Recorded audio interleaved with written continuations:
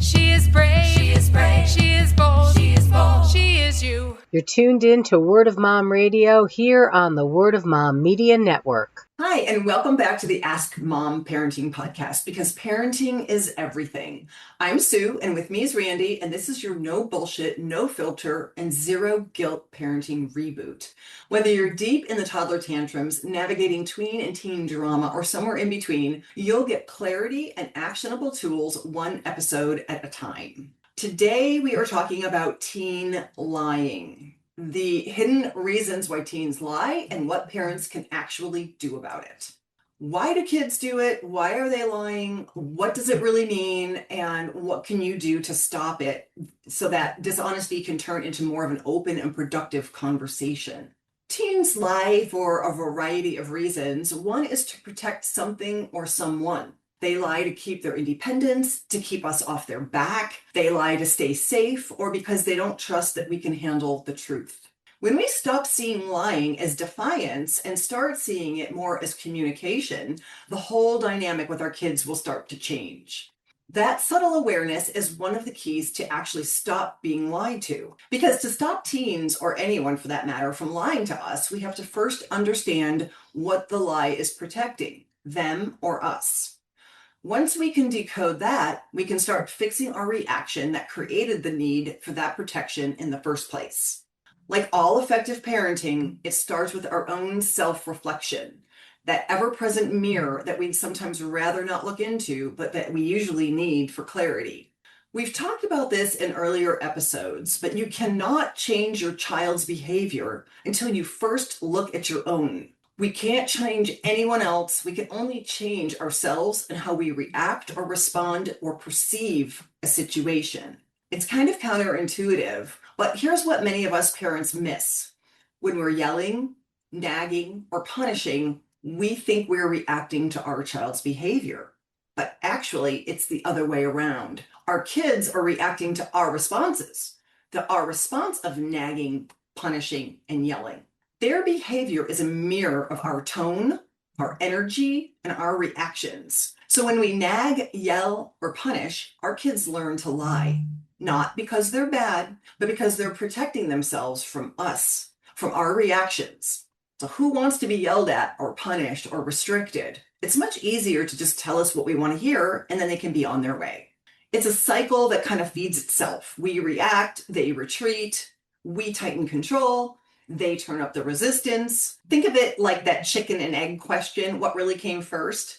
In this case, it's our directive, our request, our reminder, or our rule started the chain reaction, and our child is responding to that. We tend to think of our kids as making us yell, but the truth is they're just responding to the energy that we're putting out.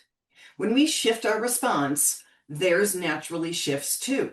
Because again, our kids are reacting to us. The good news is that means being lied to is 100% fixable. Once we become aware and intentional that lies are just communication, we can change the entire dynamic of our conversation with our kids. That's exactly what we're digging into today, how to reshape your responses and conversations so that your child can trust you with the truth more and not feel the need to lie. Here's a quick little personal story. When I first had kids, I distinctly remembered that I used to lie to my mom all the time, and not just as a teen. I was grounded to my room. I was made to write, "I will not lie" 50 times. My poor mom just did not know what else to do with me. I wasn't allowed to double date at 15. I couldn't have my own opinions. I couldn't eat more than one cookie. It felt like everything in my life started with "you can't." And I don't really react well to that. I don't react well to no. So when I became a mom, I started reflecting on why I lied so much to my mom, because I didn't want my kids to lie to me. And I came to one very clear answer. Lying is about control and trust. And at least it was for me. The tighter my mom pulled the leash, the more I just told her what she wanted to hear. And then I did my own thing anyway. As a teen, I lied about where I was, what I did, and who I was with. I was grounded so often. And guess what? Not a single one of my behaviors changed based on all the punishments. I just became a better liar. What I didn't realize until years later was that lying was the only power that I had left. My mom controlled everything else, so my lies became a way of creating space for myself. I just didn't want to be under such a microscope. That's what so many parents seem to miss, is that lying masquerades as rebellion, but it's really just a coping strategy. It's your teen's way of saying, I don't feel safe telling you the truth. That's not a character flaw in your child, it's communication or lack thereof. And our job as parents is to figure out why our child feels uncomfortable telling us the truth and what we can do differently so that they don't have to. When I became a parent, I made a promise to myself that the cycle was going to end with me, and it has, almost to the point of TMI. Yeah, I love what you're saying, Sue, about reflecting and assessing our reactions to lying. Because I know for me, and I'm sure a lot of other parents feel the same way, when we react negatively to lying, a lot of it is just because it feels so personal. And it's really hard, I feel like, not to take that personally. Because I know for me, you hear things like, have connection with your kids and communicate, and you're like doing all of the things that all the parenting experts are saying to have this connection with your child. And then when they lie to you, you're like, wait, what was all that for? Like, I'm doing everything that the experts are saying. And so I'm sure a lot of other parents feel that way too. So like a big takeaway for me here is just realizing that we can only control our reactions and practicing. I think that's the key word, is practicing, because this definitely doesn't happen overnight. Not getting defensive, not getting angry, not wanting to punish, but just to open the door for communication. Yeah, that is true. It does feel personal, but it only feels personal when you're just not aware of looking at lie as a communication. And just a different form of communication. And when we can just zoom out and apply like a little bit of psychology to this, we understand that, I mean, it's personal because they are reacting to us.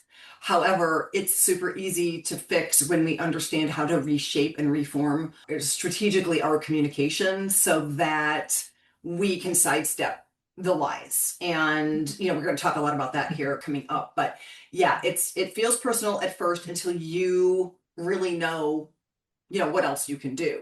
So before we get into some of these really effective solutions, let's just kind of recap, taking a look at why teens lie in the first place. They lie when they feel trapped. They lie when they feel judged by you, or they feel micromanaged. They lie to protect themselves from our reactions, to avoid punishment, to save face, to preserve privacy, or to protect a friend. And sometimes they lie to control the only thing that they can, and that is their own narrative.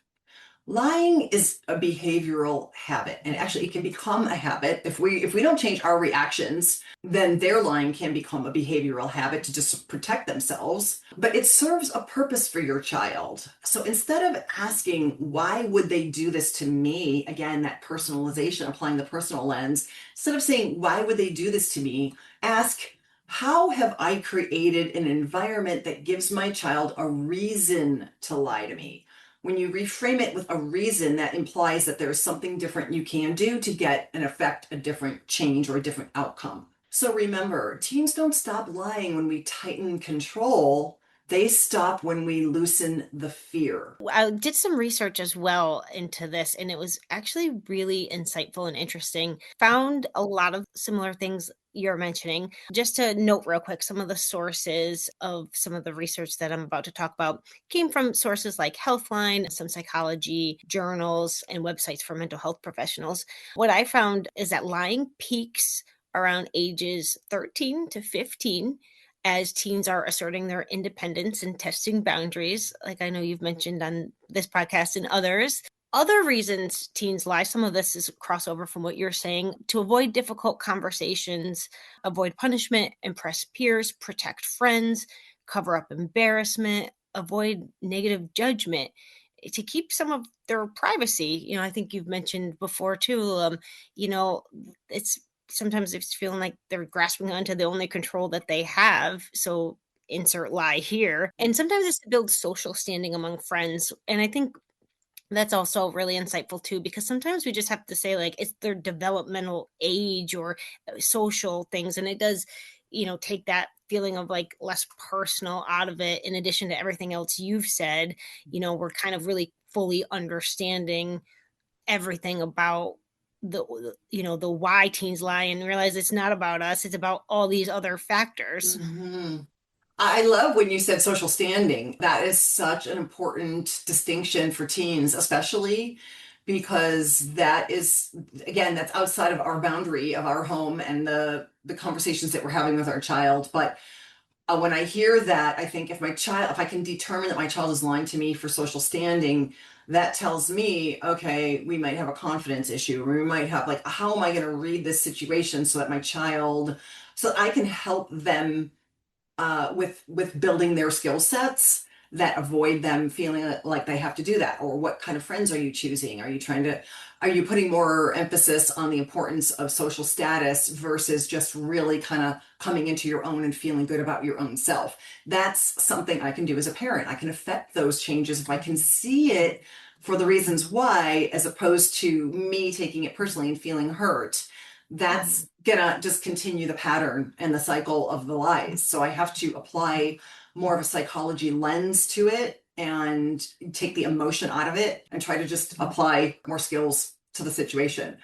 So when your teen lies, it doesn't mean that they're being defiant. It means that they're not ready to tell the truth yet. And the key word is yet. Our job as a parent is to create an environment where the truth feels possible. And you'll do that by leading with curiosity instead of confrontation, by remembering that you are there to teach and train and not to judge. And it's super hard. I know that it's hard.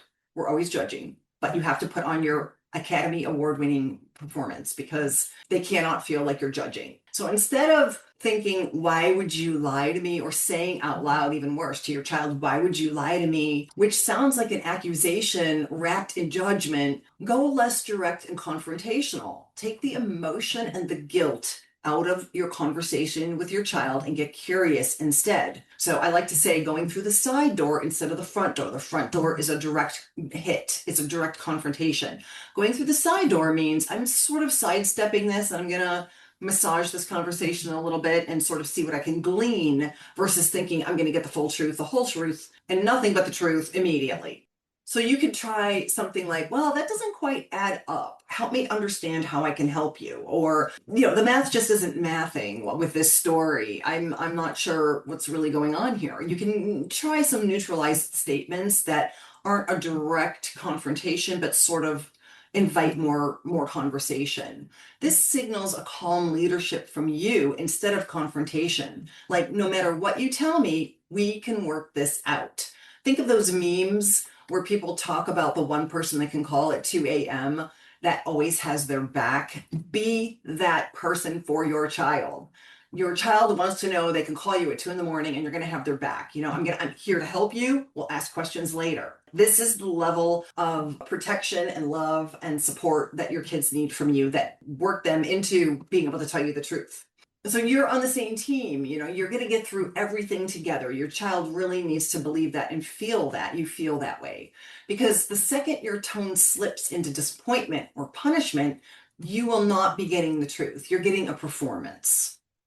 So here are some practical tools on how to respond when your teen is lying. Do not train your kids that a lie gets punished. A lie should get the curious treatment instead. Punishment only teaches them to hide better. Focus on what led to the lie instead. Back up your conversations to identify where the breakdown in communication occurred, with you being willing to own your part of the breakdown. Another one, use neutral statements like the word we. That's like one of my favorite things. It's not me and you, it's we, because we're in this together. Let's make sense of this together. It doesn't matter who said it, who started it. I just need to know what happened so I can best have your back. Saying things like that will really get your kids' attention. This might include showing your child how they hurt someone and maybe role playing how to apologize. So even if your kid made a mistake or they were the bully, there's always a way through this because you're the parent and they're depending on you for that leadership and for that wisdom. Getting to the bottom of a lie is an opportunity to parent, to connect, and to teach and train skills for life to your child. And it's a better way to have a relationship with your child for life.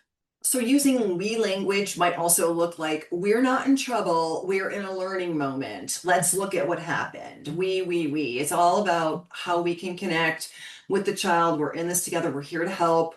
We're not here to judge or punish because, even if you have a child that's in the teen years, you've got a very limited amount of time left with these kids. They need to learn the skills on how to live in life, and they depend on you to teach them that. And you can also say things like, no matter what, I've got your back. So number 3, state the obvious and hit it head on. You can literally say, you might be tempted to lie to me right now, but I'd rather hear the truth and work through it with you. Sometimes just leveling the playing field removes fear and gives them that permission to be honest.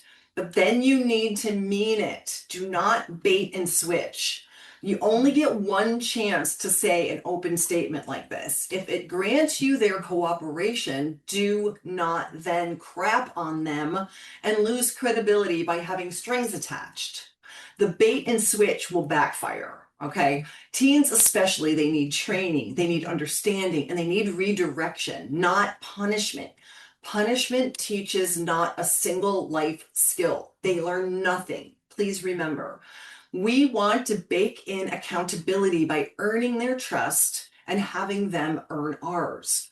A simple way to do that is by telling them that you trust them, even when you don't.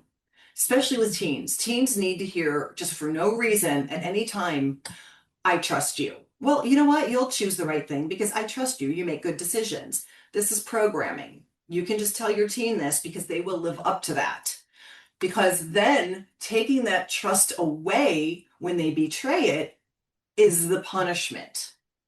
So I'm going to give you free trust. Even if you haven't earned it, you're going to be given the trust. I trust you. The lost trust from them messing up, from a parent who trusted them, is the punishment. It's free. It's free, people. No punishment. I trust you. And then that trust being taken is like, shit, now I have to come home earlier. No, there's consequences. But when you take that trust away that was freely given, that is the punishment.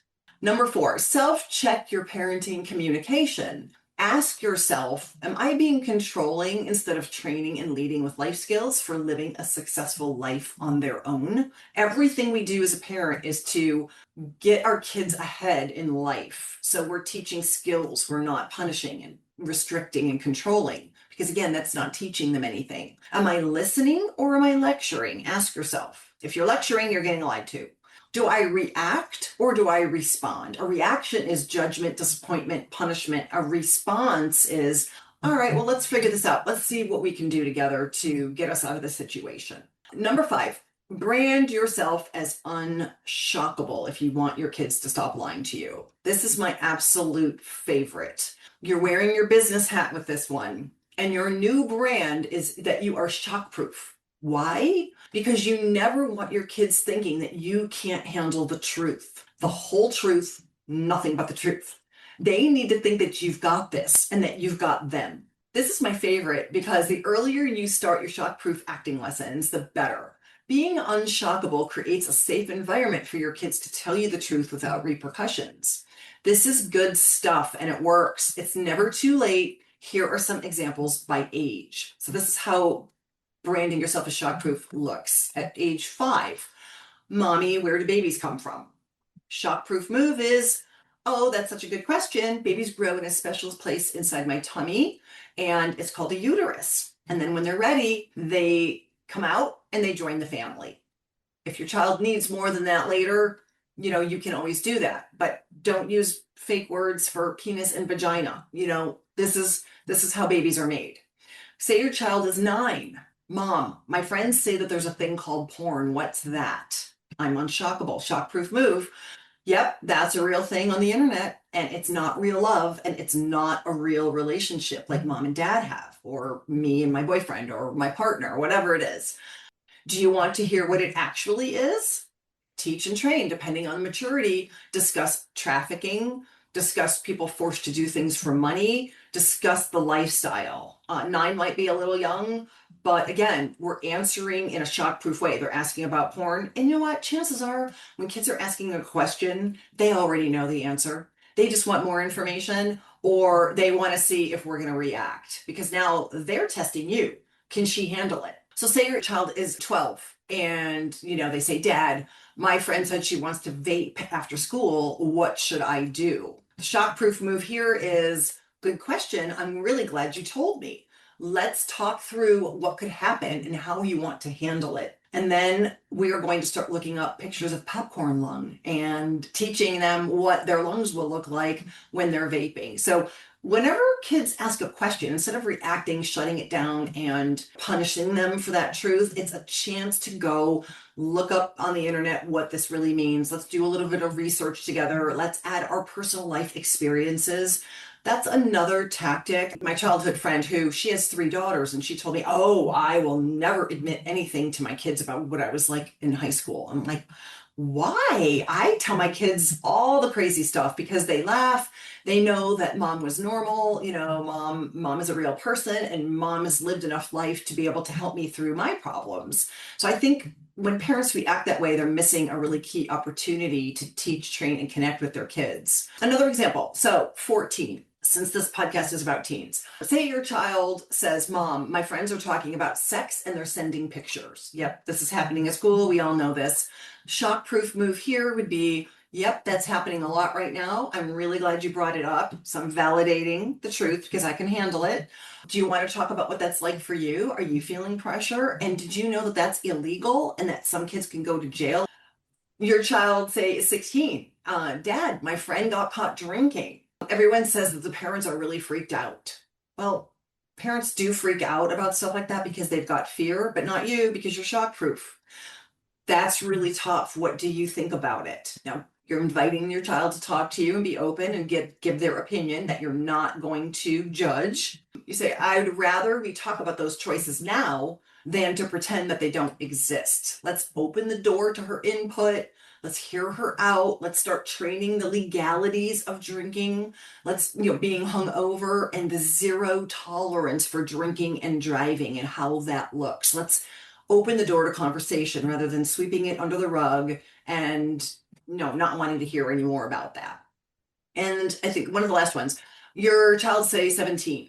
Mom, my boyfriend and I went a little further than we planned. I mean, yeah. I'm definitely cringing on the inside for sure. But my unshockable voice says, thank you for telling me. Let's talk about how you're feeling and what you want to do next. That's going to open the door. Okay. I'm landing this with open communication, with a shift in behavior, not punishment, not, I don't like this guy, I want you to break up with him. None of these controlling moves are going to move the needle in any way on her behavior. She's looking to you, she's coming to you for guidance and wisdom as an adult and as her mom, as a trusted source. So these are many of the ways that we can change our conversation tactics with our kids and stop being lied to. Remember, control invites lies. So leadership invites the truth. We have to give up control to gain control. You can't punish honesty into existence. You have to parent it in a way that makes truth feel safe for your kids. So if your teen is lying to you, the parenting shift happens the moment that you realize your child's behavior is feedback to you. It's not defiance. What we call defiance is actually just a reflection. It's a reflection of the trust that our kids feel in us to process the truth without judgment, punishment, and with understanding, empathy, and wisdom for them to learn. So it's up to you to read the conversation, read the statement, and decide what your kid is really trying to tell you, because remember, it's communication, it's not defiance, and we get to choose how we respond. If you like this kind of content and you want more, if you can either go to askmomparenting.com and reach out to me directly if you're having a situation where your teens are lying to you, sign up for my newsletter, or follow me on Instagram or follow us on YouTube and subscribe to my channel. Thank you so much for listening, and happy parenting. She is sure. She is sure. She is strong. She is strong. She is true. She is true. She is brave. She is brave. She is bold. She is bold. She is you. She is you. She is you. is sure. She is sure. She is strong. She is strong. She is true. She is true. She is brave. She is brave. She is bold. She is bold. She is you. She is you. She is you. She is you. Sure of herself, yeah, she takes care of biz. Powerful and strong, yeah, she knows who she is. Has integrity, woman strong and true. You know her by name, see this woman is you. She is sure. She is sure. She is strong. She is strong. She is true. She is true. She is brave. She is brave. She is bold. She is bold. She is you. She is you. She is you. She is you. She is sure. She is sure. She is strong. She is strong. She is true. She is true. She is brave. She is brave. She is bold. She is bold. She is you. She is you. She is you. She is you. Adds value and hope. Has proved to be brave. See, it's never too late. Never time to behave. Reaching for dreams. Doesn't matter the age. Believes in herself. Unleashed from her cage. She is sure. She is sure. She is strong. She is strong. She is true. She is true. She is brave. She is brave. She is bold. She is bold. She is you. She is you. She is you. She is you. She is sure. She is sure. She is strong.